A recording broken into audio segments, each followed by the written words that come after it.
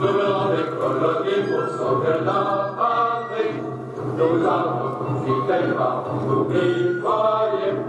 Et nous avons au cœur une âme inséparable car nous voulons porter notre ciel. De vos amours, de notre force entière.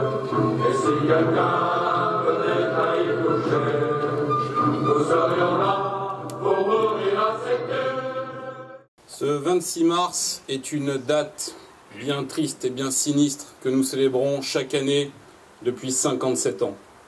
Dans notre ville, elle prend une dimension particulière, car vous êtes nombreux à avoir vécu ces moments de souffrance, ces moments de déchirement, ces moments où la France a cessé d'être la France, où l'armée française a tiré sur le peuple français.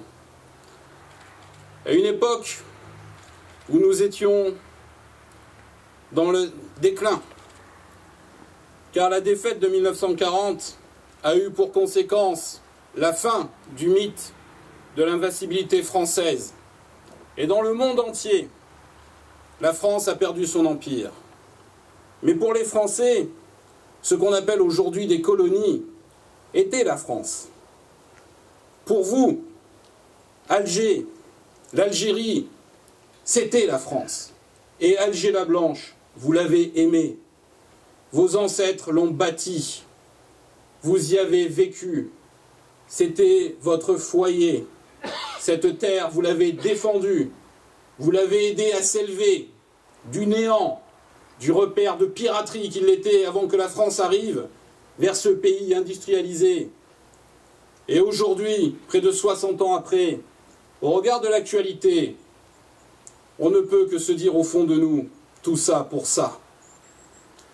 On ne peut qu'avoir une colère froide en entendant nos dirigeants nous accuser de crimes contre l'humanité, de dire que la France était donc l'équivalent du régime nazi, que nous étions tous des SS.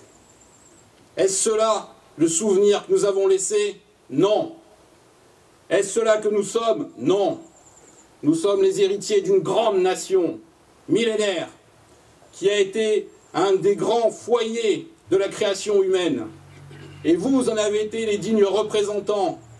Vous avez su, à travers toute distinction, qu'elle soit de race ou de religion, bâtir une entité qui faisait honneur à la France. Et la France ne vous a pas fait honneur. La France, dans ce XXe siècle qui lui a été si terrible, a perdu une guerre. Et en perdant cette guerre, elle a perdu son âme. Et aujourd'hui, je vous le dis solennellement, le souvenir est primordial. Mais si nous voulons faire honneur à la mémoire de ceux qui ont été massacrés dans ces rues, un jour il faisait ce ciel bleu, aujourd'hui, le jour où nous avons tous senti que l'histoire tournait une page, si nous voulons leur faire honneur, nous devons rebâtir la France telle qu'elle l'était. Nous devons mettre fin à ce discrédit permanent qui nous anime. Nous devons mettre fin à cette politique de faiblesse qui fait qu'on passe notre temps à se discréditer nous-mêmes.